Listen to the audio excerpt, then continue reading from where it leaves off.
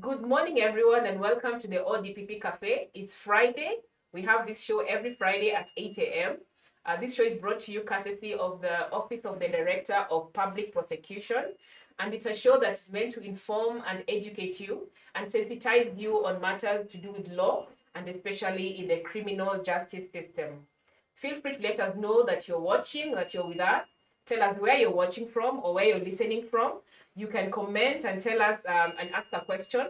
There's a team of experts on standby waiting to respond to you. And we'll also try and respond to you to some of your questions with the guests I have on air today.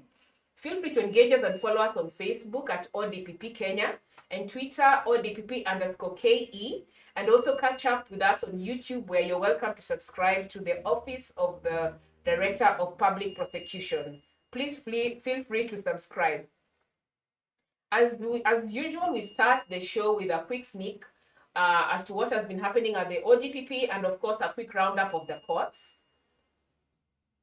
The first story today is about the DPP. The DPP is on a visit to Saudi Arabia.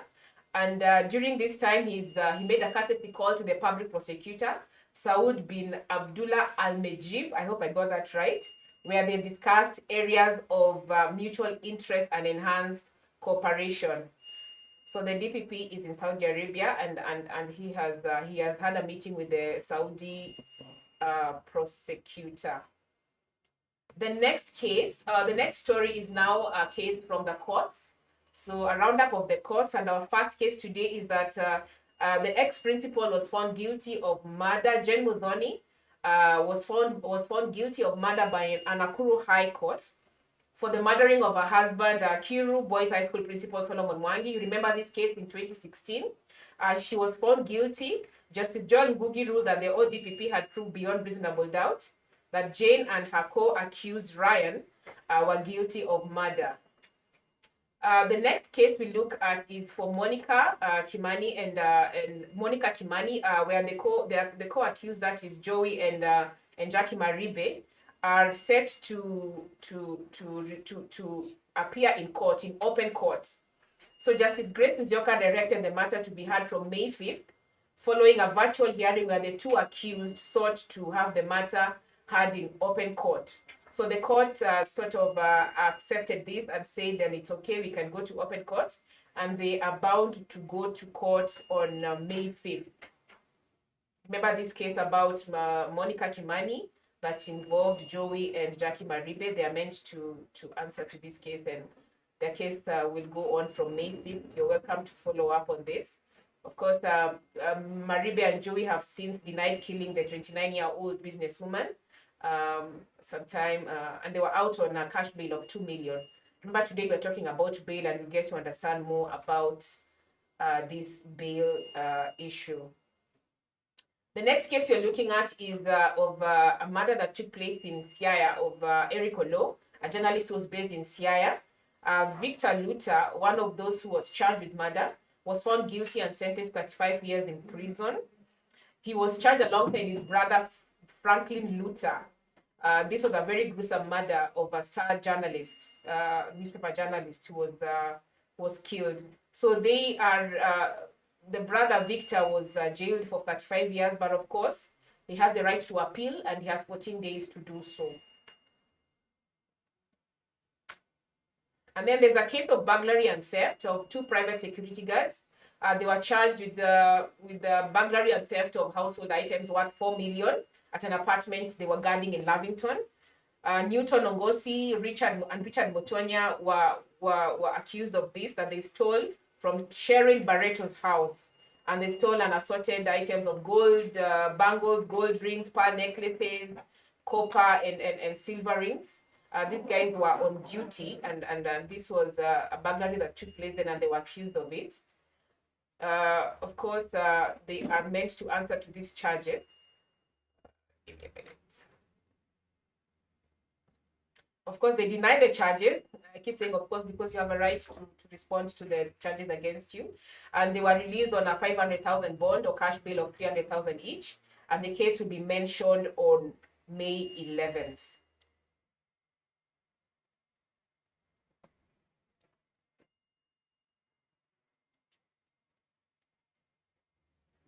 That's just as far as we have in the courts today. Of course, one of those that we haven't had in our screens today was about Kiama, who was released. He was arrested. The guy was arrested for putting up posters with the president and the deputy president asking IMF not to give us loans. Remember, he was in jail, but he was freed, and no charges were brought against him. And of course, his cash bail, the bail he had put up, was returned to him. We'll discuss this, like I say, as we go into the show today.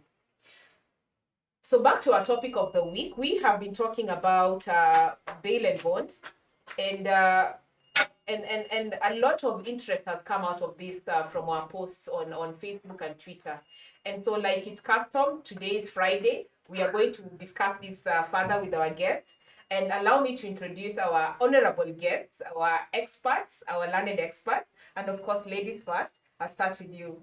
Karibu, please introduce yourself and tell us what you do at the ODPP. Hi, Anita. My name is Annette Wangia. I am a principal prosecution counsel here at the ODPP. I have been with the ODPP about 7 years now, and I'm attached to the anti-corruption division.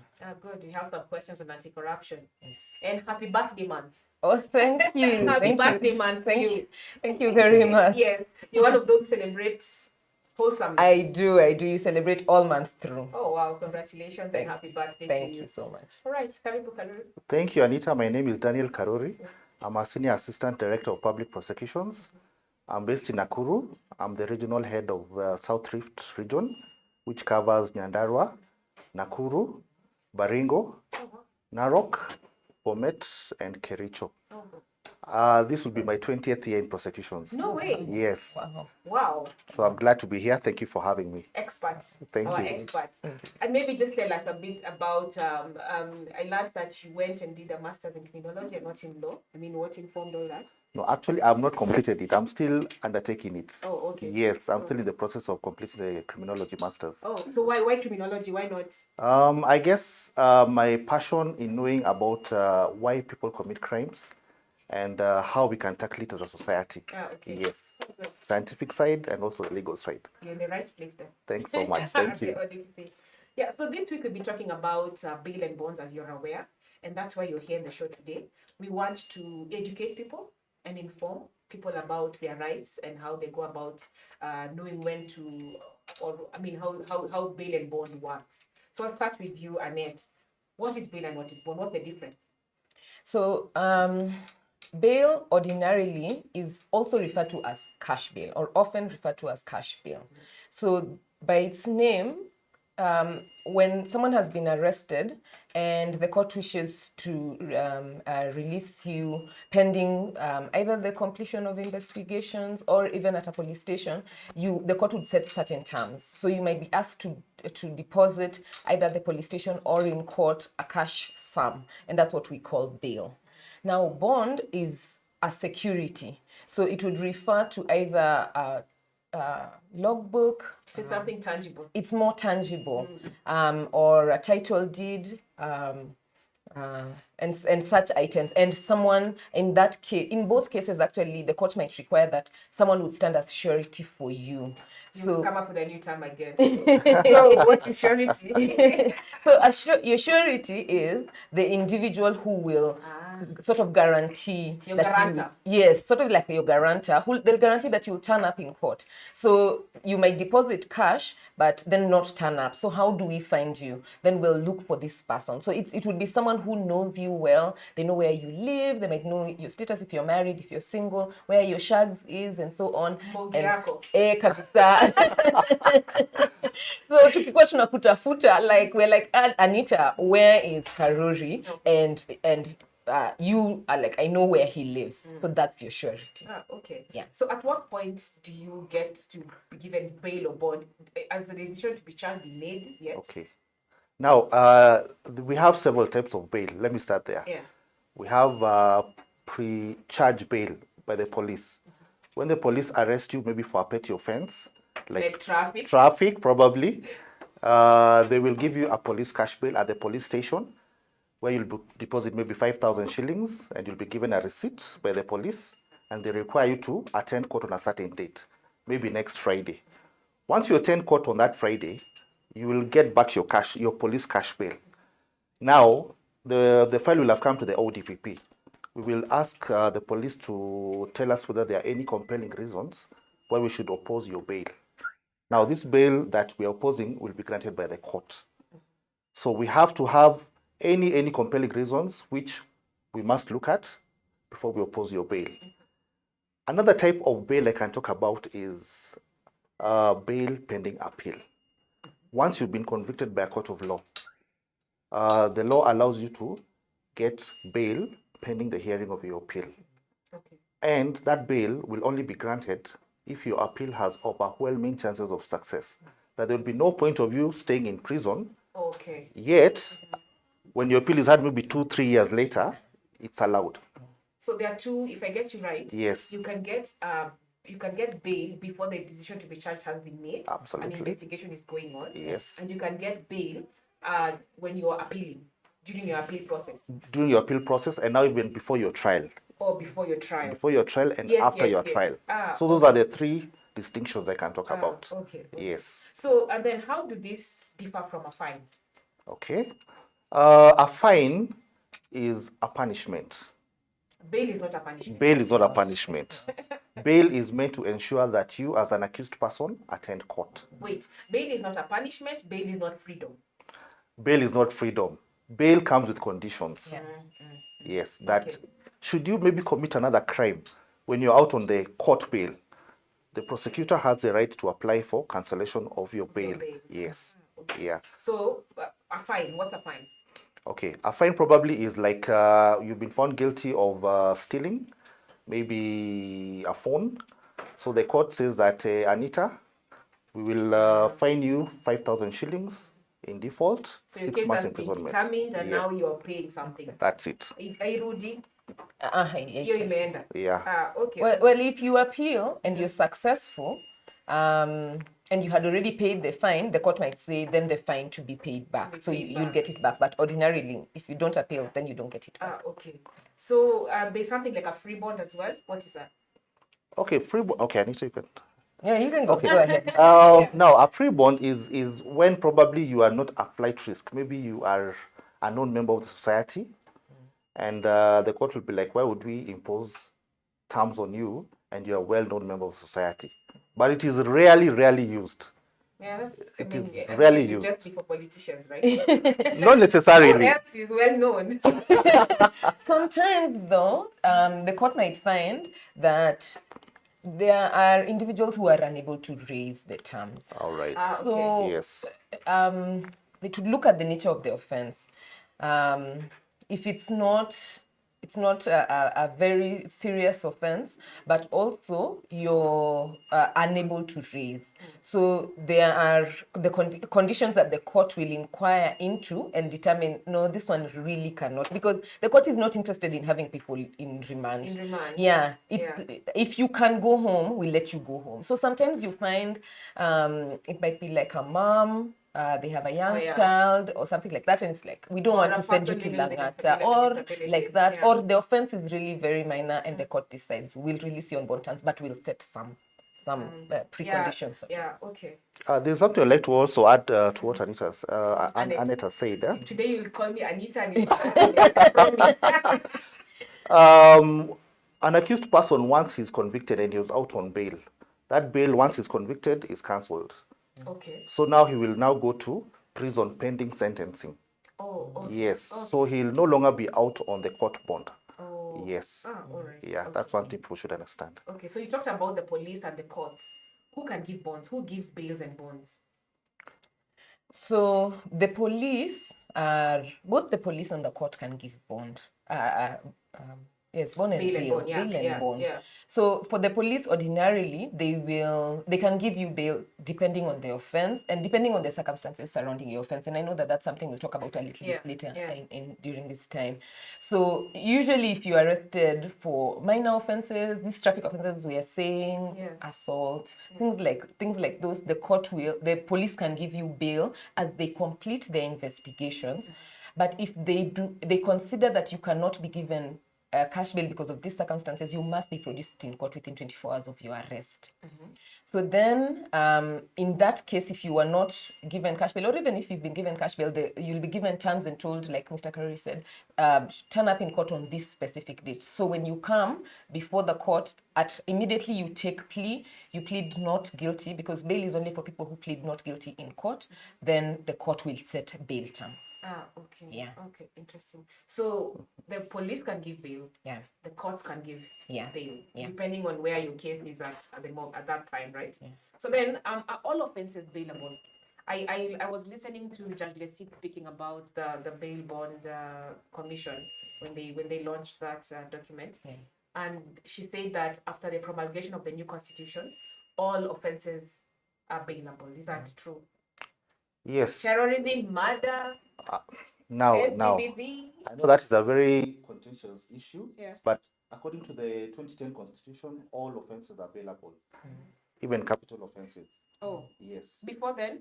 In the old constitution, capital offenses were not bailable. Yeah. Yes. Okay. But the courts will set bail higher for these capital offenses because there's an incentive by an accused person to abscond. So the bail terms have to be higher for these capital offenses, and even anti-corruption offenses. Yeah. These are very serious offenses. It's interesting. She was saying that the people who actually abscond bail are the tudogo. You know, those small cases. They're the ones, we are the ones who know how to abscond bail. But then the big fish who have stolen a lot of money rarely abscond bail. Yeah. So then even capital offenses are bailable. Yes.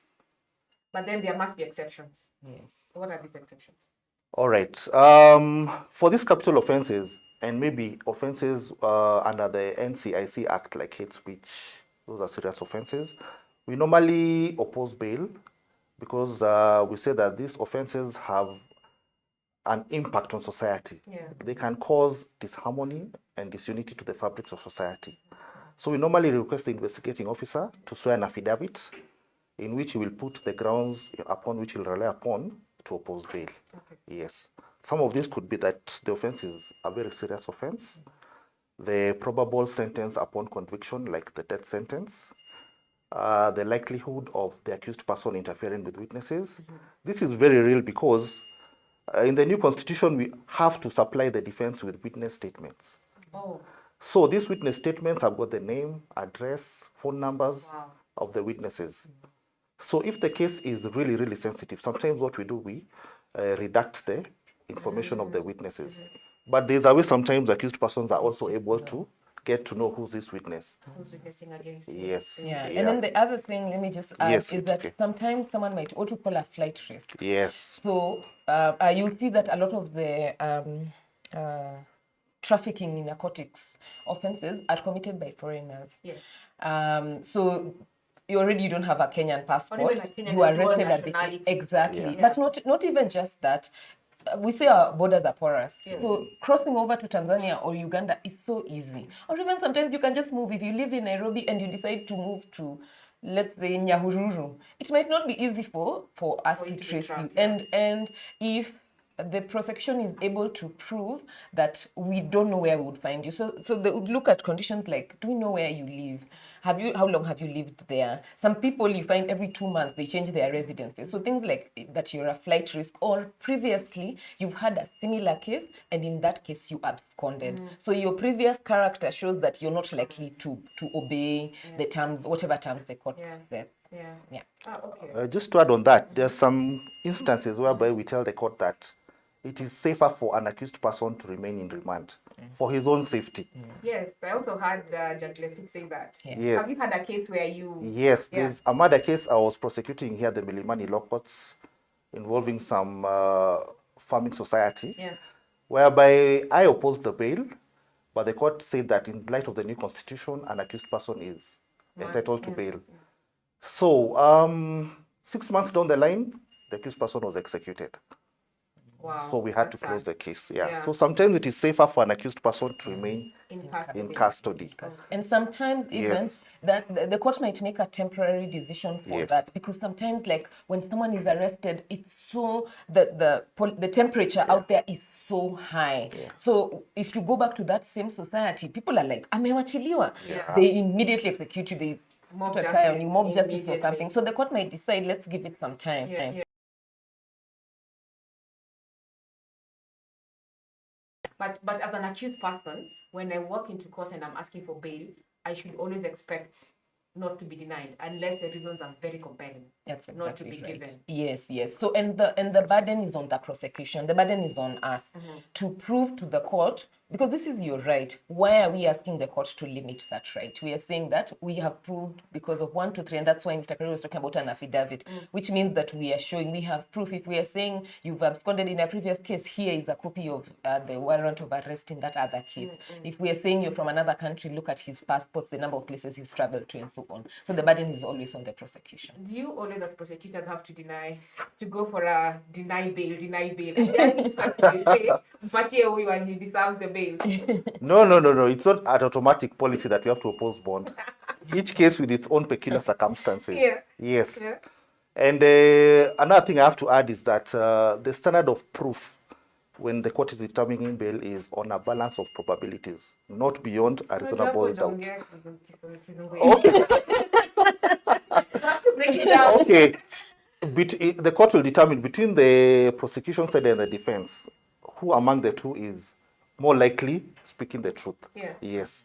But not like in the criminal trial whereby it has to be beyond any shadow of a doubt. Yes. So this is on a balance, like on a scale. You get which scale is more believable. Yes.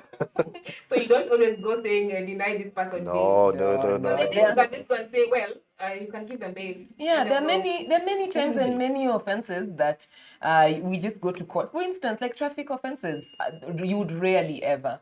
You might find creating disturbance or even some assault cases. Although there are some assault cases, you might oppose. So it again, I know you don't like this, but it depends on the circumstance. Yeah. So if we have these reasons, then we'll object. But ordinarily, the prosecution will not object. I've read that a lot. It depends on the circumstance. It depends on the circumstance. And sometimes we, the public, because you also have a public court, tumeona, tumeconfirm, nyinyi mnakataa. So there's that thing. Yeah. Okay. Yeah. So then, does the offense determine the amount of bail or bond? Yes, it does. So again, let's go back to our same example. So someone has been charged with creating disturbance, which basically you got drunk, you made a lot of noise, you disturbed your neighbors, you are charged because that's an offense. Or on the other hand, someone has been charged with fraudulent acquisition of public property worth 5 billion. Yeah. So it does matter what the offense is. So for this one, creating disturbance, the court might decide, okay, we'll give a cash bail of 10,000 or 20,000, versus this one, if you're accused of acquiring this 5 billion, the court will be like, okay. However, we must say first, the court starts at the point of, we know that you're considered to be innocent. So it will start there. I know that you're considered to be innocent, but what do I need? I need for you to turn up for trial. And that's the point of bail and bond. It's not to punish, it's to ensure that the accused person comes every time that the court needs him to be there.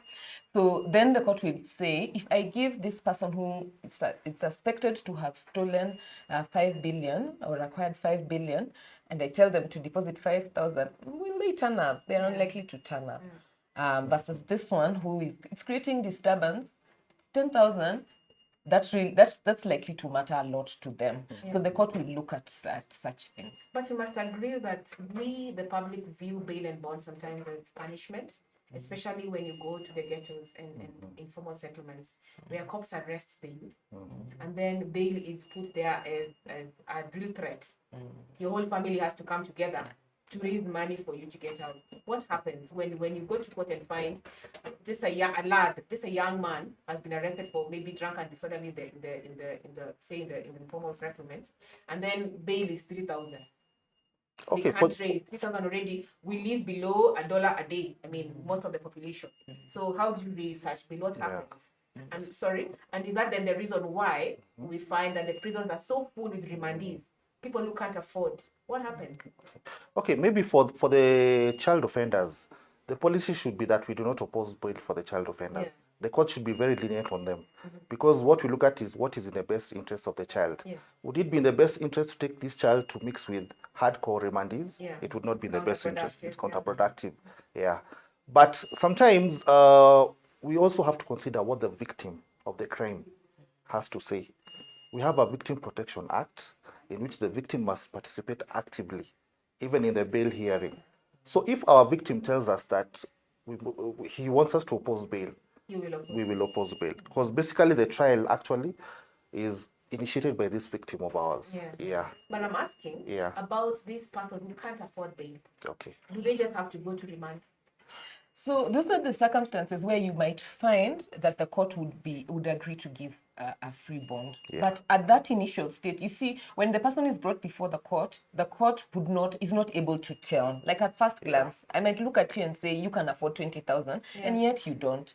So then every 2 weeks the matter is mentioned, or even sometimes even when someone is remanded, you can just write to the court and say, I'm requesting for my matter to be mentioned before the court, and you come before the court and tell the court, I really cannot afford the 5,000 shillings you give me as cash bill. So what does the court do? It gives an order to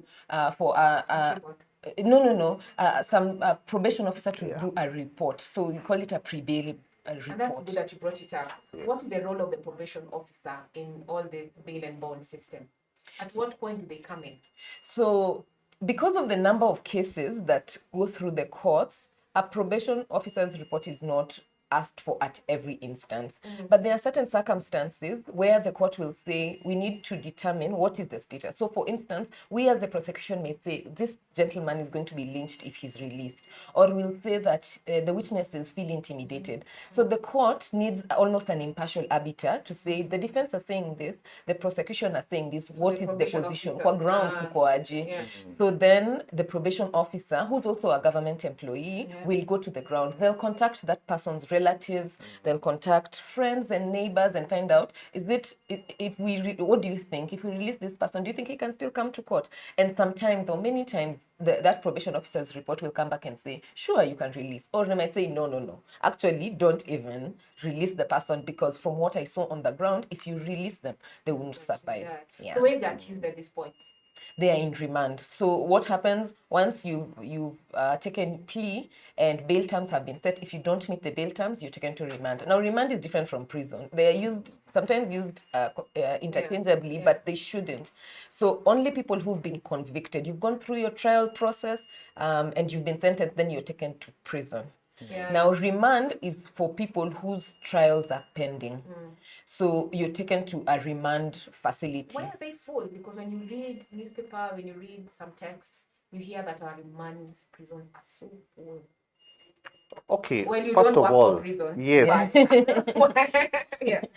I think the number of prisons that we have not increased as per the Kenyan population. These are the prisons I think we had during after independence. So unfortunately, schools have increased, universities have increased, but the prisons have remained the same. So it's inevitable there will be overcrowding. And the rate at which we dispose of cases, unfortunately, is not as fast as we would wish. There are so many factors that cause that, but it's not our wish. There are some factors beyond our control. Okay. There's something I would also want to mention. You're asking whether bail is a punishment or it's not a punishment. However, one should understand that should you escape, once the court has given you bail, a warrant of arrest will be issued against you, and you will be arrested and your cash bail will be forfeited. So you will remain in remand. You're saying forfeited. Okay. It will be surrendered to the state. Sorry. You lose it. So you'll remain in remand until your case is over. And that's important because every time we see someone has been released on bail, first of all, we forget that it is his right to be released on bail. And then we imagine that there's no case against him. So they are walking free. So I think that's quite one of the misconceptions we have around, I mean, when we see people released on bond. So there's the bail and bond guidelines that were gazetted in 2015. I don't know what your opinion is about it. Has there been some discipline in now administering bail and bonds by the actors involved? Are the police more disciplined? Are the courts more aligned in how they should do this now? I would say that it has really helped, because I think initially there was it depended on the judicial officer whether they would give bail and the terms of bail. So you would find someone can decide, let's say the example I gave for the person for creating disturbance, they can just decide I'll give 200,000. Yeah. And then someone who's charged with, I don't know, robbery, I also give them 200,000. So I think it sets the terms and conditions that judicial officers need to look at and determine before they set the terms. But also for the police, they too have been sensitized. Like person to after the policy was passed, they were sensitized that it's important to release on bail. But sometimes it doesn't happen, and we are cognizant of that. It's a system, and we are still working out the kinks. But it has definitely helped. It has helped a lot. Yeah. So the accused person in all this still has rights. Yes. What are his rights? I mean, you've been charged with something or you are suspected of. Okay. So let's start there. Your first right is to be presumed innocent until proven before a court of law to be guilty. And that can be years. And it could be years. And that's why we are saying we want to release you so that you can continue with your life. You can go back to work. If you're kept in remand, then what happens to your job, to your family, to your responsibilities? So first, we're saying that you're innocent until proven guilty. Now, secondly, we understand that you have a right to liberty. The Constitution says you should not be held unless there are special circumstances for you to be held. And that's why then we go back again to the terms. Like, oh, why should this person be detained? And then I would say the third one is just the right to bail and bond, which is also in the Constitution. In the Constitution. Yeah. Right. Yeah. Okay. So in the fight against corruption, I mean, of course, you work in the anti-corruption department. Yeah. Should there be a correlation between the bail given and the amount stolen? Are we lenient? Should we set it higher? Or do you set it higher? Well, as the prosecution, we believe that anti-corruption offenses or economic crimes we consider them to be a special kind of offense. Yeah. The reason we say that is where we say someone, let's start even with someone who collects a bribe. Yeah. The person collects bribes from Wananchi every day. Yeah. So whether they're in a public office, whether they're on the road, they get 1,000 here, 2,000 there. When we put this together, we'll end up finding the person received 1 million. So the case before court may be that the person received 1,000 shillings, but really that's only for this one incident. It's possible that you have been doing this or there's others who are doing it. Now, on the other hand, there's also an individual who is suspected of receiving the 5 billion that we talked about earlier. Yeah. Now, we ask the court to consider that the impact is not just on the individual or the institution that lost the 1,000 or the 5 billion. It's what is the impact of this on society in general. So if you took 5 billion, so what does that mean? That money could have been used to build a hospital, to repair roads, to just do facilities that we are all we would all benefit from. To improve public service. So we say, yes, set high terms that everybody who's out there is like, if I was thinking of getting involved in a corruption offense, then it gives me pause. But I do believe that nevertheless, the court does consider the offense and the value that's also involved, so that it wouldn't set bail terms of 5 million where the amount that you're suspected of receiving is 5,000. It will balance that. And even for corruption, the courts really look at it seriously because these are public officers who are supposed to uphold Chapter 6 of the Constitution, Leadership and Integrity Act. So they are supposed to be people of outstanding character. Yes. So they are a class above the others. Let me say that they're just not like any other ordinary criminal. But still, they're the ones laundering the most. I mean, yes. In the annual report, there was 224B that has been lost already through public procurement and stuff like that. So maybe that's why someone asked, should the correlation between bail and the given amount stolen matter? And sometimes, in fact, in these big corruption cases, we always insist for the office holder, the accused person, to step aside. Because that is considered... That's a question I have. Is stepping aside from office in cases of corruption considered part of bail terms? It should be, because once you're in that office, it's a crime scene, basically.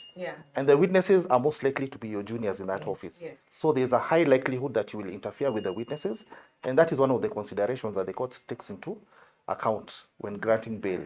Will you interfere with the witnesses? So if every day you're coming and you're finding your junior there, definitely your junior will be scared. You're saying it should be the case. Is it not the case? Actually, I think it should be the case right now in most corruption cases. yeah. It is. Yeah. Yes. Yeah, so people are asked to step aside. Step aside. I hope that is succeeding, you know. Maybe the other thing I have is the economic status of a person. Does it determine how much they're given? You are accused with your boss. Your boss, of course, is moneyed from the dressing, the gold, the rings, the cars, and you are just a guy who comes to court in a bike. When setting bail terms, should the court look at the economic status and decide, I'll give your boss $1 million, I'll give you 100? Does it work like that? Because most of the times you assume that when somebody is arrested alongside their boss, for example, the boss will cash in the bail, haraka, and then you languish in remand, waiting for your case to be. And that's the case, I think. But I'm just wondering, does the court consider such? Indeed, the court does, and we have quite a few cases where the court has done that. So the court, it's a factor, but it is not the only factor. Yeah. So the court will look at first, what is the charge and how many charges. So you might find the three of us have all been charged, but there's 6 counts against me, there's 3 and 1. So first the court will say, we can't set the same terms. So I'm likely going to get a higher bail term than him and you. Then the court will also consider, and what was my role? So you might have 1 count, but you received the full amount of money, or you are alleged to have received the full amount, while maybe my offense is abuse of office. I was the clerk in accounts who signed the payment vouchers. So the court will look at that. So it will say, you are a CEO or you're a director and I'm a clerk. So the court will consider the economic status as well, but it's not the only factor. So it will look at it as one of many. Okay. Yeah.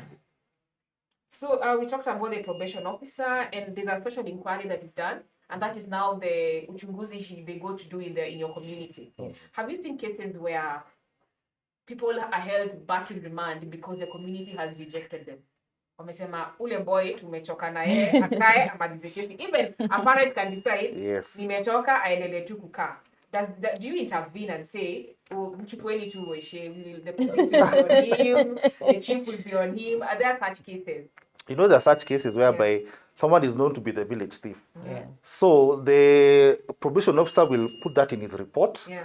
And there's no way the court now will go against that report, because it will be also considering the safety of that accused person if released on bail. Additionally, we have instances whereby, although the court will say that you have been granted bail and maybe you cannot afford it, people will also say they do not want to stand surety for you. Yeah. They'll say, wewe ni msumbufu, so weka uko ndani. But then poverty also. People would say, we really want to release our child, but we can't raise that amount. What happens? Endelea tu kukaa. So when that happens, usually when that social inquiry report is done, that will be included, because they'll ask your relatives, they'll ask your parents, your friends, your siblings, and so on, whether they can afford to give you this amount. So if that report comes back, then the court won't ignore. So it's likely going to review. It will say, okay, initially I said 10,000, but they say that they can raise 2,000 or 3,000. And many times the courts review that down to that amount that the people. You think the court can be kind? Yes. The system can be kind. Yes, the system. It hears the pleas of the people. Okay. Yeah. So I'll ask you, can read this. This is now from Facebook. Okay. Thanks, Gloria. So Gloria asks, please talk about anticipatory bail and circumstances under which it's given or denied. What is anticipatory bail, first of all? Okay. From that, anticipate. You are anticipating that the police will arrest you. So you rush to the High Court to grant you bail pending your arrest, because you do not want to be put in the police cells. So that is what is anticipatory bail. So like, I know you have committed a crime. It's coming. It's coming. Yeah. Yes. So I run and say, please give me bail. Yes, I'm fearful for my security. The police may want to make me disappear. So you'll feel safer when the court gives you that anticipatory bail. Anyone can do that? Anybody, any Kenyan. Anybody. Is there a cost? First of all, we like knowing if there's a cost. Is there a cost? Well, filing fees before court is it's expensive. But you need a lawyer to do it for you. Nowadays, you could necessarily. even do it yourself. But what we are saying is that anticipatory bail is still bail. So Yes. it's not that when you go, then the court will just give a blanket order and tell the court and say, okay, don't arrest that one. It will set terms. So it might say deposit 50,000 with us. Then when this happens, and the order will be served on, let's say you're being investigated by Kilimani police station, it's served on Kilimani. So Kilimani won't arrest you. They'll just inform you, okay, let's meet in court on this date, on the date they are ready to charge you. So there is a cost, but it is a cost that again will be determined by the court, looking at the offense and the nature of threat but that I is think against this is you. quite mostly used by politicians and big fish. Like Yes, and that big fish. Yeah. Yes. Because me, I don't think we know about anticipatory bail as common man. Actually, it's good to know It's good to know. that you go to does it have to be a high court or a lower court? The high It's court. the high It has to court be the only. high court. Yes. Okay. Yes. So somebody else asked, Luke asked, which offenses are generally not bailable? All offenses are bailable. All of Except There is no exception. Yeah, Unless there are there's compelling reasons. Exactly. Yes. So we are starting at the point that everything is bailable. Yeah. Then Yes. if there's reasons, you'll be denied bail.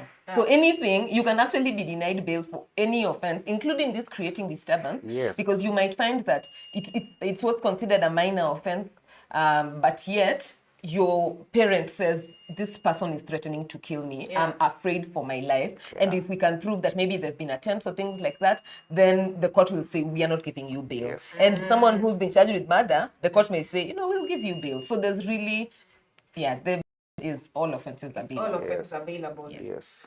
Luke still asks, and thanks Luke for asking and engaging with us. After cancelling bond, is the money forfeited to the government?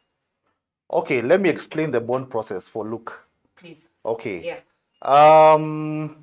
Once you take plea, the court will give you cash bail or, in the alternative, bond. So bond is what Annette said. It can be a title deed, a log Something book, tangible, something we can. a security, Yes. insurance bonds, pay slip. Explain that payslip bit. Yes, So I give my payslip as bond to the court. to the court. Yes. What happens when somebody absconds? Now, if the court set the cash bill at 300,000 and the accused person absconds, 300,000 will be deducted from your monthly salary. Oh. Yes. But then my payslip ought to read more than 300,000. Yes. Now, that's what we are coming to. Yeah. That there's a process for approval of you as a surety for that bond. So there'll be a hearing whereby you, as a proposed surety, will be told to come to court. You'll be explained that, do you understand what it means to be a surety? In case the accused person absconds, are you ready?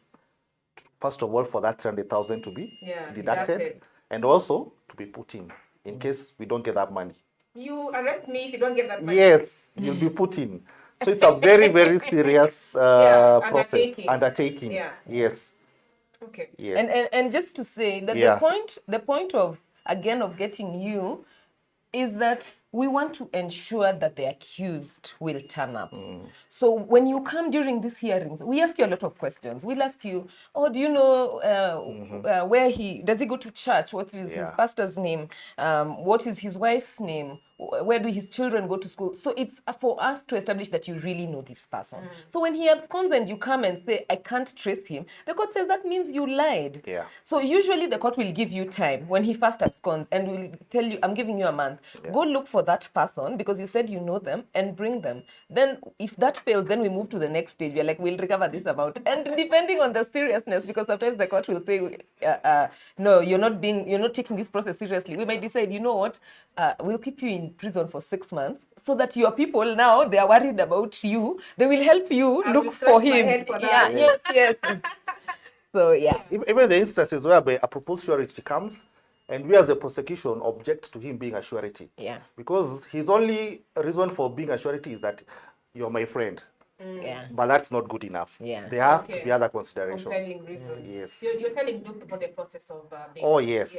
So now the court will now ask for that title deed of Luke. Yeah. So this title deed will be deposited with the court. The executive officer of the court will write to the investigating officer, the policeman who's investigated the case. He will go and verify from Land's office, whether it is in Narok, whether it is Mombasa. Land's office? Yes, if it's a title deed. Yes. Isn't that a process? Meanwhile, the accused is waiting, is in jail, is in prison, remand, waiting for this process to absolutely.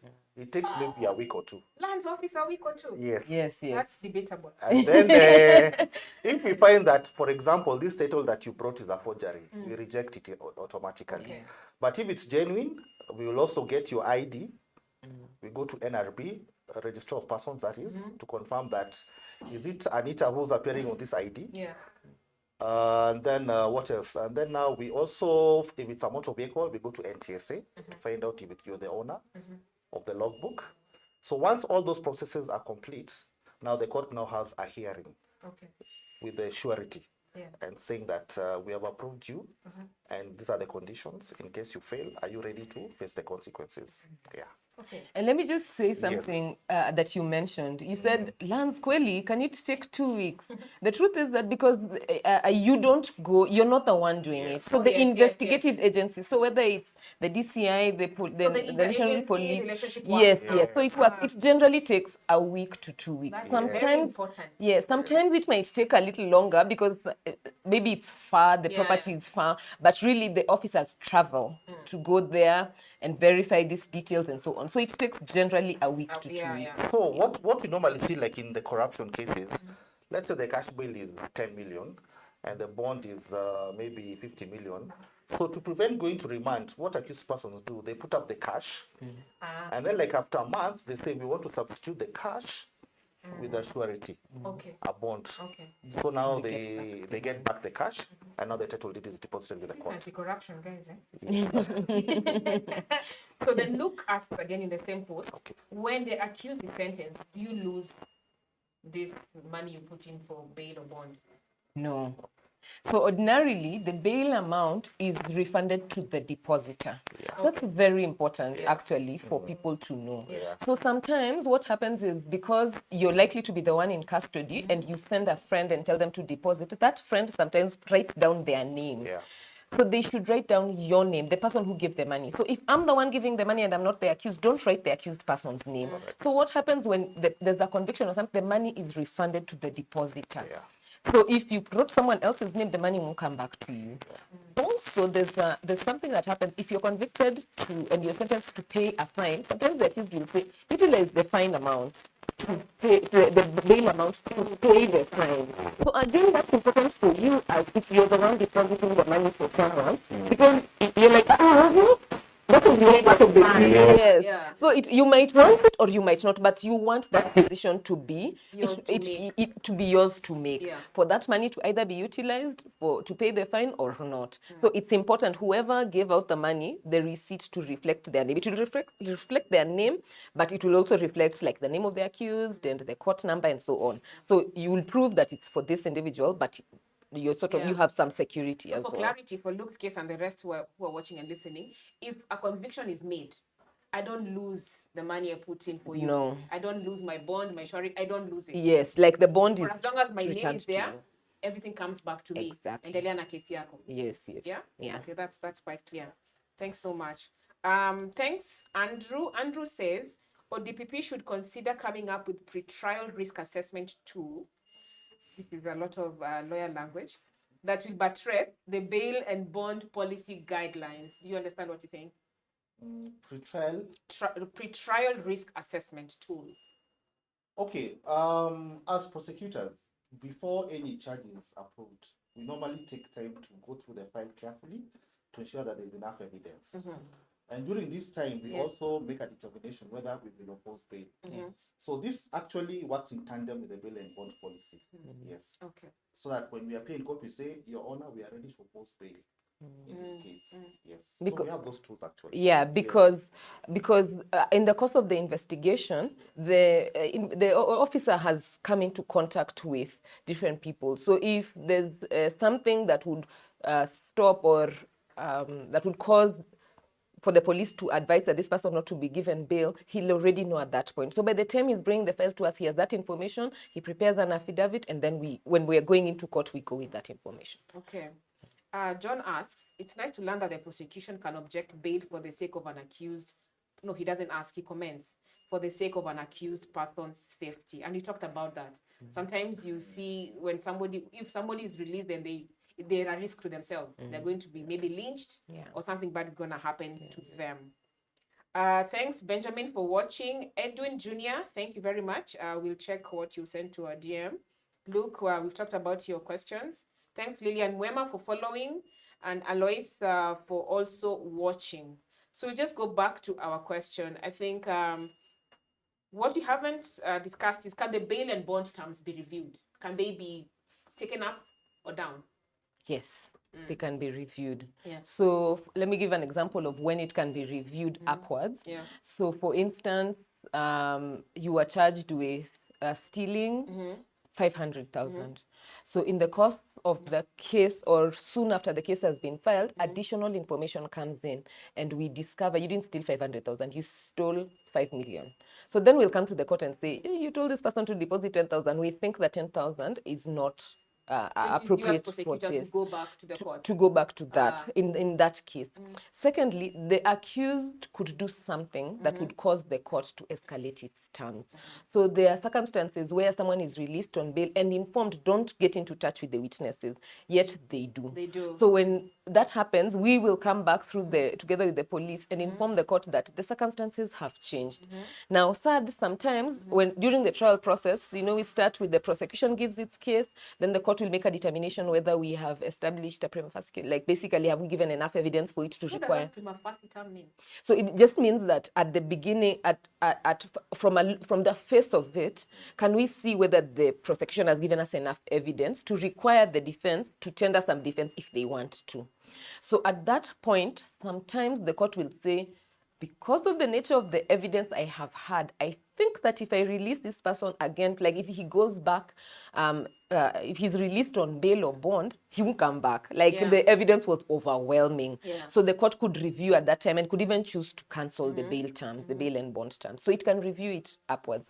Even the court sometimes can insist, like, because we have learned that maybe you make so many trips abroad, we will insist that you deposit your passport with the court so that you don't just freely leave the country. Also, the court could say, can you be reporting to maybe a police station every other week? Other day. Yes, to ensure that you're within the jurisdiction of the court. Yes. Okay. Luke is, I think, our star student for today. He has enough questions. And always, during this show, there's always that one person who has questions that need to be answered. Just a minute. Okay, 31st January. So Luke says, if somebody is bailed and then disappeared, and the police are unable to locate him, what advice can you give to such an issue? Let's say a murderer cannot be found at their home location. Okay, we will summon the surety. Okay. Yeah. Yeah. And we'll ask the surety, where is this accused person? You fail to produce him, we'll put you in. Yeah. The courts normally give us like 3 mentions within which to produce the accused person. So normally, if we are totally unable to find him, what we normally do is we apply to withdraw the case. If it's the High Court, we use an nolle prosequi. It's the lower court, it's just an oral withdrawal. But we insist that the warrant of arrest must remain in force for this accused person. So withdrawing the case means it doesn't continue. You don't keep going to court saying hajatokea. Yeah. And it's not an acquittal. Yeah. Yes. So the day we will find you, even if it's 5 years down the line, the file is opened. Yes. We reopen the file. Reopen the file. Okay. And at this time, we put up bail. Yes. Okay. Yes.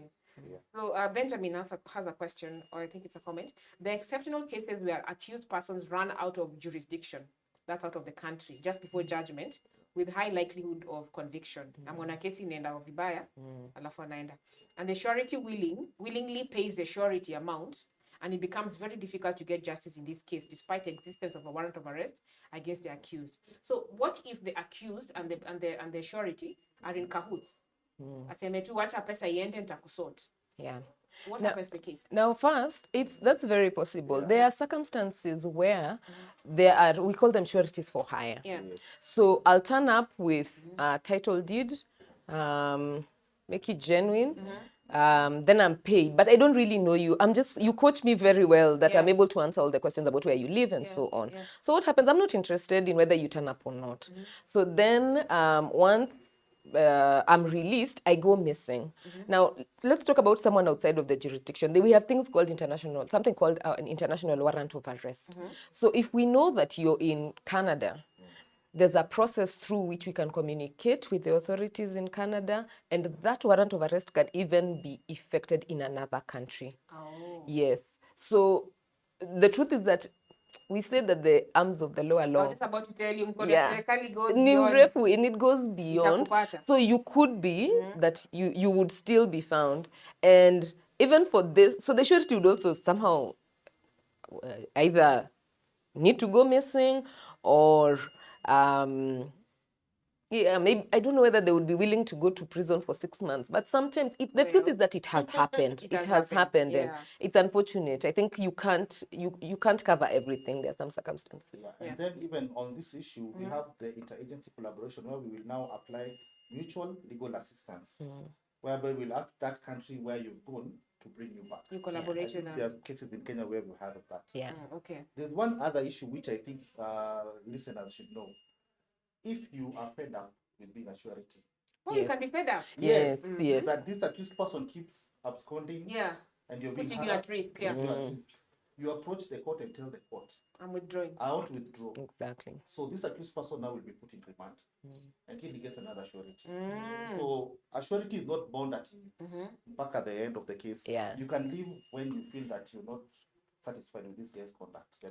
But you have to bring them back You at have to that bring them point. back at that When you come to say, I don't want to be surety, you You come trust with them them. back to court. Yeah, there's the ways. You just tell them, I want to come with you for your next mention. Then when the matter is called out, they raise their hands. They're like, yaona niko na kitu ya kusema. I don't want to be surety for this person anymore. And the person is put back into remand. Yeah. Then they have to find someone else. All right. Collins asks, Collins Connect, thanks for your question. What does it mean with a surety of the same amount? Okay. If the court says that Anisha paid you cash bail of 1,000 and a surety of 50,000. Yeah. So that surety which this person, let's say Annette, is supposed to deposit, should also be for 50,000. Yeah. So yours and hers. Oh, okay. Yes. Yeah. All right. Yeah. I hope you got your answer, Collins. Aline, thank you so much. Aline says, thank you so much for this conversation. It's very informative. There's somebody else here who asked a question. Emmanuel Mugambi, thank you, Mugambi, for your question. Is it a must for ODPP to handle traffic cases, especially minor traffic offenses? Is it too much?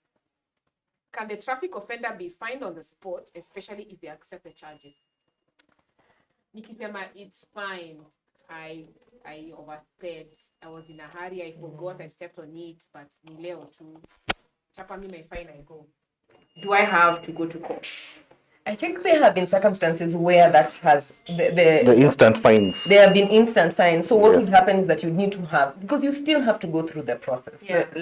Because if you say just LIPA, it's prone to abuse. Yeah. So you need to have a magistrate there and a prosecutor and a clerk, and then you plead and you're fined instantly.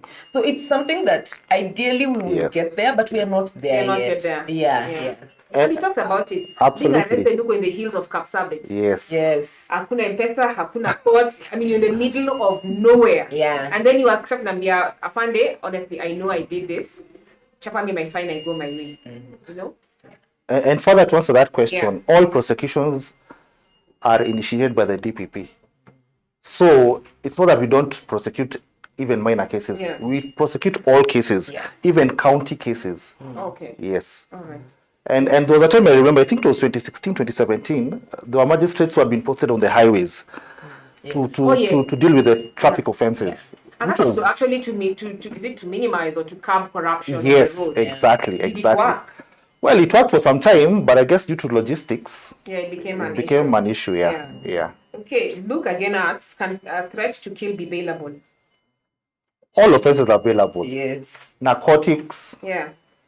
Terrorism. Everything. Forget threat to kill. Actual killing. Even murder. And robbery with violence. Yes. All of them are bailable. All of them. Okay, so Martin Bosire poses a question, and I know we discussed this. The prosecution's role is to prosecute cases, and in matters of bail and bond, it's the court that has the discretion to determine, right? Yeah. Right.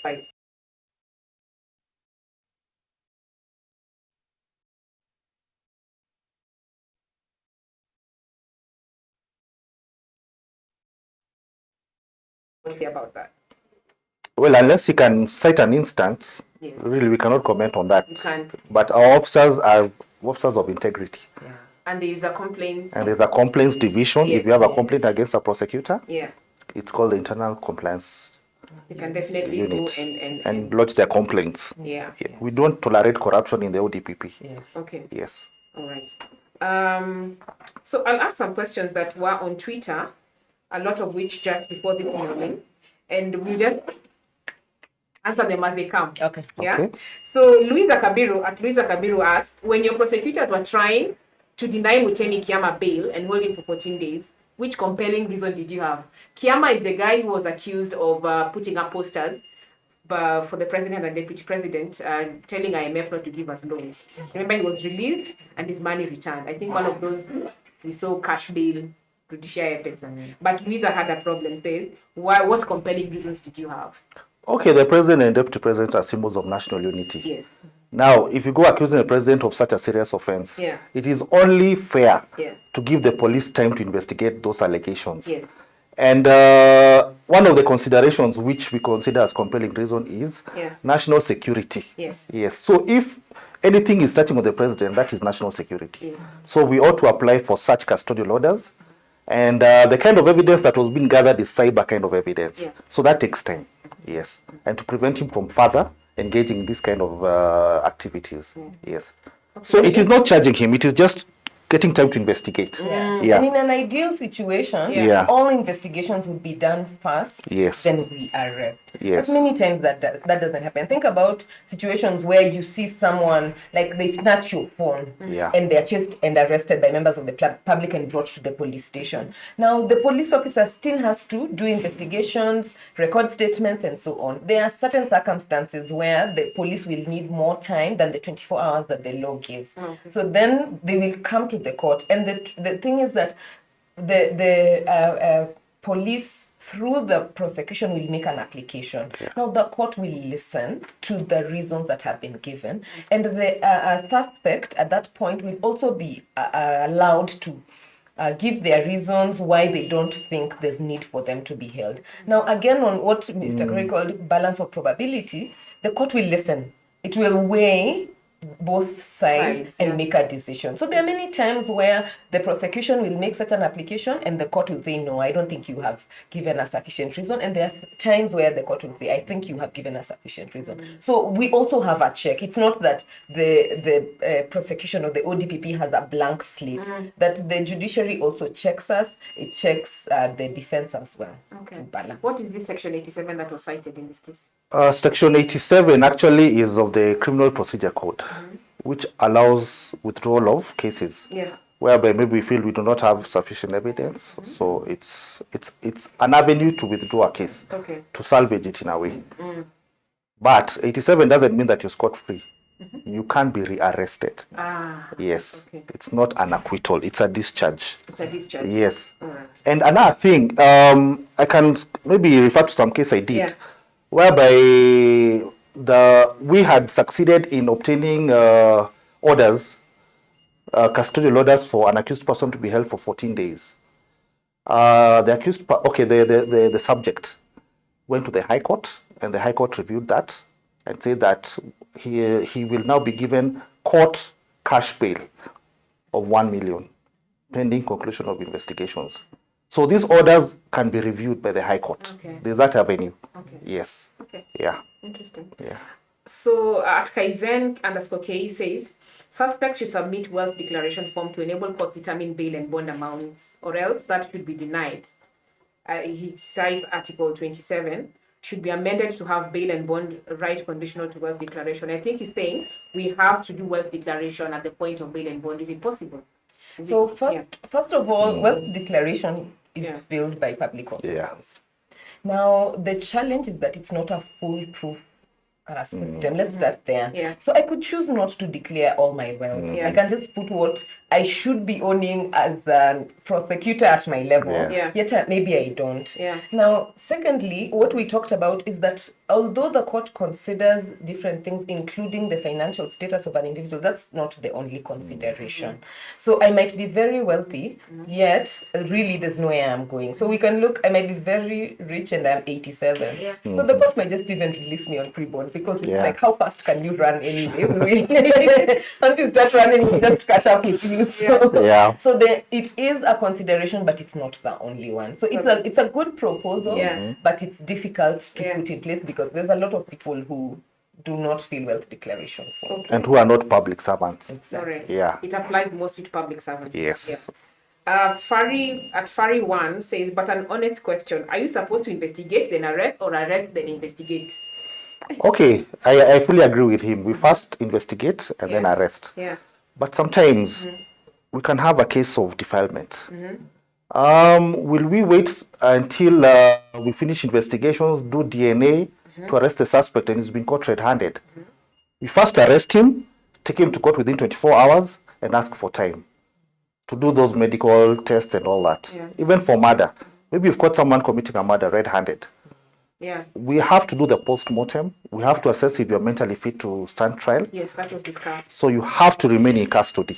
Yes. Oh, okay. Yeah. It's not the ideal situation, but Yeah. yeah. There's something else. Omashim 1985, at Omashim 1985, hopefully it shall include the unnecessary and malicious detention of suspects for reasons of either half or full empty investigation, and why give in to the whims of raw corrupt police officers, and why should a magistrate allow such a malice in court? These are just Twitter comments. People have their own comments, I was to say. Then Matthew Wedera says, police needs to be educated on assessing police bail bond. Most of the times, police quote unreasonably high cash bail based on a suspect assumed wealth and or with the intention of penalizing the suspect. Being refunded police cash bail is another headache. I bet here we just need to reaffirm that bail is not punishment. It's all punishment. It should not. I guess that one refers to the police station. I guess the OCS should be more vigilant. Yeah. Yeah, when the cash bail is being granted.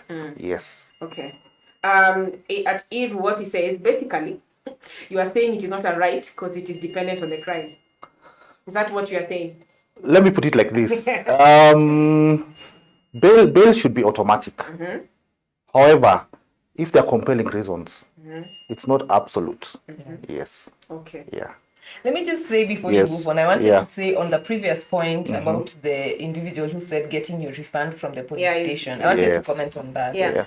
One of the things that we say is make sure that when you make a payment to any public office, obtain a receipt. That receipt is proof.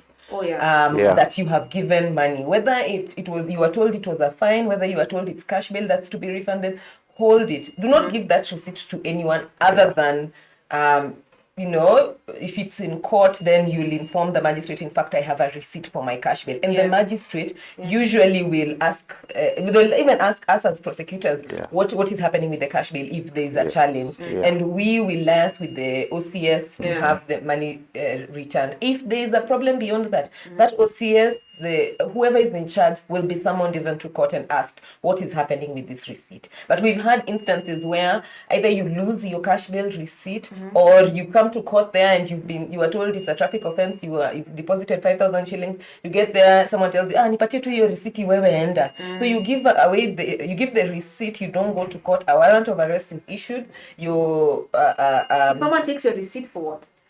Because they can claim with the receipt, you can claim refund. Okay. So if you don't have the receipt, anybody can claim refund. Refund. The person with the receipt But claims the case refund. remains there. The case will still remain there. So you lost your money and your case is still pending. Yeah. Okay. Yeah. So Andy Kimani asks, why are bond and bail subjective?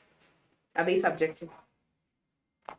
Actually, as we said, it depends on each peculiar case with its own circumstances. Yeah. If it's a terrorism case, you don't get the same bail terms as stealing a chicken. Yeah. Yes. So it has to be subjective. Okay. Yes. So we've had also viewers on YouTube. Thank you so much. Wakio Mabudi says, happy birthday, month, Annette. Thank you. Emmanuel M says, is it a must for ODP to handle traffic cases? I think we answered that. Lord Abraham Mutai asks about a specific case. I don't know whether you can mention that here. Can we know why the case of Humphrey Karaoke is almost being thrown out of court? Is it almost being thrown out of court? Cannot comment about it. It's still in court. In court, yeah. And then Gats Kenya asks, how many days for investigation for a case? I think that's dependent on the case, right? But for terrorism, Yeah. the maximum you can hold someone is 90 days. Okay. Yeah. All right. So it's that serious. Okay. Yeah. Muraguri Peter says, talks about Kenha and the Iyala laws. She says they are judge, jury, and executioner at every weighbridge. How does that work? Well, I guess there are those prescribed fines probably if your vehicle has overloaded. Yeah. So you ought to pay that fine at that Kenha station. However, if you feel that your rights have been violated, you can always lodge a complaint with the ODPP, and we can always ask for investigations to be conducted. Okay. Yes. And again, I think Yes. you mentioned earlier that if Yes. you do make that payment, you obtain a receipt. The Because we receipt is know like that secure. for that Yes, Receipt everywhere. someone might take advantage. So if you make a payment and you're told you're making payment for a Absolutely. fine, obtain an Absolutely. original receipt. Usiambiwe ukujie kesho. Yes. So finally, someone says, and this is just a comment, social media again, you know, the freedoms that come with it. Irony of this post, the post on bail and bond, is that your prosecutors ask for 14 days today, even in a drunk and disorderly case. It's customary for prosecutors to oppose bail. So I think that post is disingenuous. Yeah. So, first of all, I think one of the offenses that is dealt with the quickest, because Yes. so many people are arrested under that, because it's basically you were found at a place you are not supposed to be in, and you are at a state that you should not have been in. Yeah. So then you'd find that even in a day, you would find maybe 20-30 people have been arrested.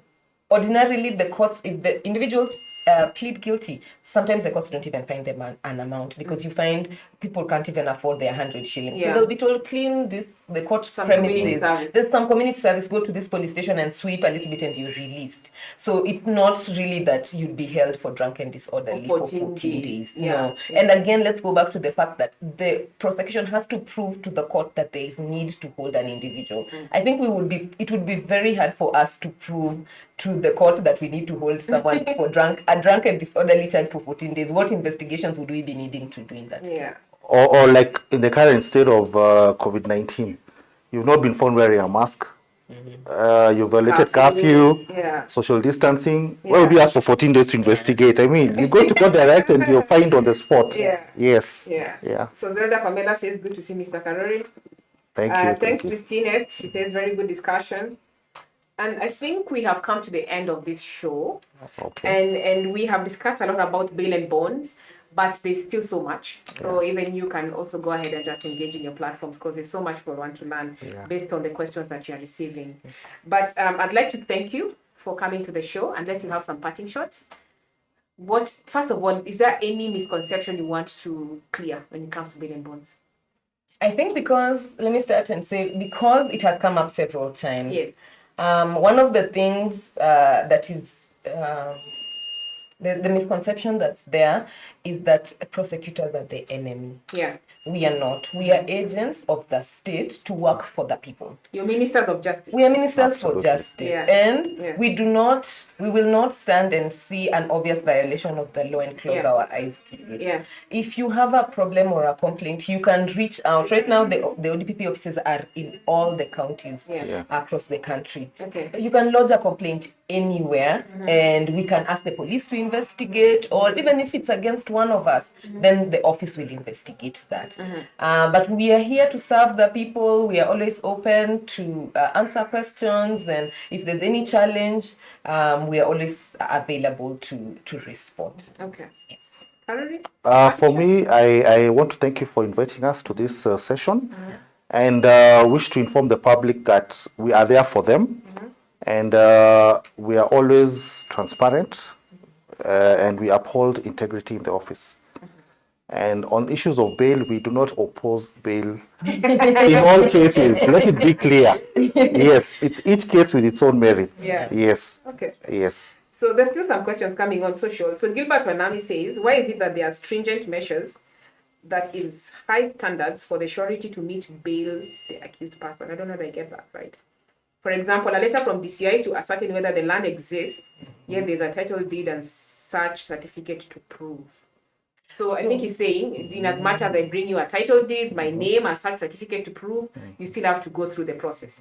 The reason why that's necessary is there are so many cases where we have received fake documents. Absolutely. You know, Absolutely. I think we Kenyans, we are very innovative. Yes. So many times someone will turn up with a document that looks it looks just exactly like an original. Yeah. But we can't tell until it's verified by the office that ordinarily holds such documents. So if it's ID, we have to go to the National Registration Bureau. If it's your payslip, we'll write to your employer and confirm that you actually work in that office. If it's a title deed, we go to land. And the reason it goes through the DCI is, like we said, they are the agents. So if we send you by yourself and you're the one with who brought maybe likely a fake document, how would we verify that? So we are asking the DCI as a public office to work with another public office to confirm whether that office is the one that issued that document. That's why sometimes it takes a long time, but it's necessary because, again, what the court is interested in is for the accused person to turn up for trial so that justice can be done. Whether it's an acquittal or a conviction, it just wants you to turn up,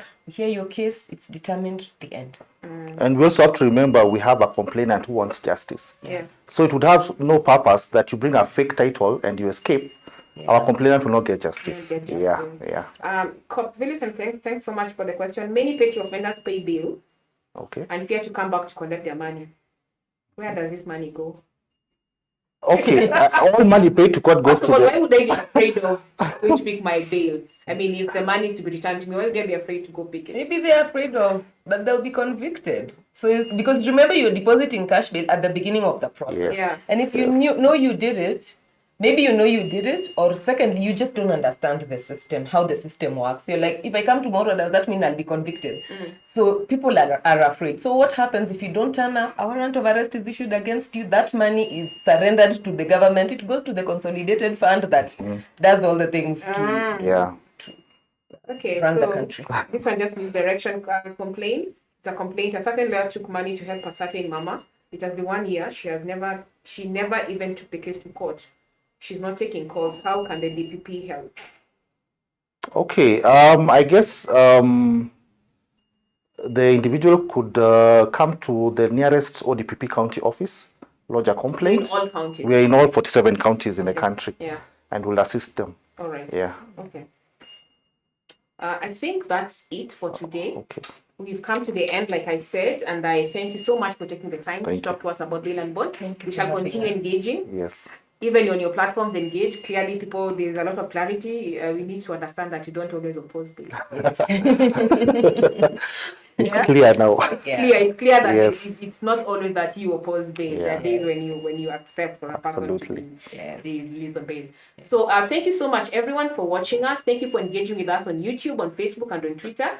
We have attempted to answer most questions that you receive. We'll keep answering as you ask. Of course, there are experts waiting to respond to you. It's been a great discussion. I have learned something. I hope you have.